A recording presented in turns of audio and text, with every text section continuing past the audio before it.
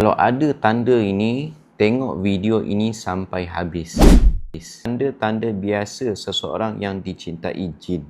Pertama, mimpi basah yang kerap tanpa sebab. Contoh, mimpi basah yang mempunyai sebab termasuk tentang akil baligh, tentang mimpi tentang kerap berangan-angan tentang hubungan seksual, mimpi tentang melihat sesuatu yang membangkitkan gairah sebelum tidur, atau mimpi tentang ejakulasi. Mimpi basah disebabkan oleh gangguan jin, biasanya berlangsung lama, berlaku dengan sangat kerap, orang yang muncul kepada mereka sangat jelas dan nyata, sehingga dalam mimpi itu mereka tidak bertindak seolah-olah mereka berada di kehidupan sebenar. Kedua, semasa tidur mereka merasakan ada makhluk yang berbaring di sebelah mereka.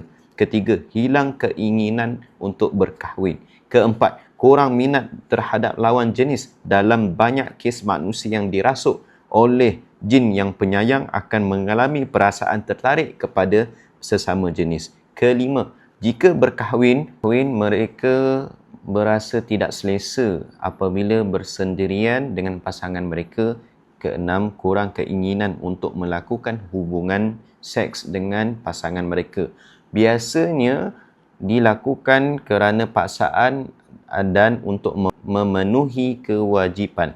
Ketujuh, selepas melakukan hubungan seks dengan pasangan mereka, mereka berasa sedih, jengkel, tidak bermotivasi dan mengalami kesakitan di bahagian tertentu badan mereka.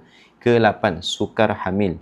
Walaupun mereka subur dan tidak mandul, biasanya ditunjukkan dengan mimpi kerap mencari bayi atau mimpi berada di bilik mandi dengan bekalan air yang terhad. Ke-9, bermimpi dilamar dan dipaksa berkahwin oleh sekumpulan orang yang tidak dikenali. Ke-10, keinginan yang kuat untuk.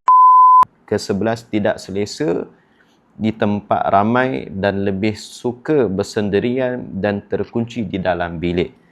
Ke-12, kitaran haid yang tidak teratur, mengalami istihadah dan keputihan yang berlebihan. Ke-13, terlalu kurus dan sukar untuk menambah berat badan atau sebaliknya, berat badan berlebihan menjadikan anda lembek. Ke-14, mempunyai bau badan yang tidak menyenangkan dan menyengat. Kalau anda ada tanda-tanda seperti ini, dapatkan rawatan Islam dan buat amalan-amalan harian dan zikir-zikir harian anda. Semoga bermanfaat. Jangan lupa follow, repost dan share video ini. Komen subhanallah, alhamdulillah, Allahu akbar. Assalamualaikum.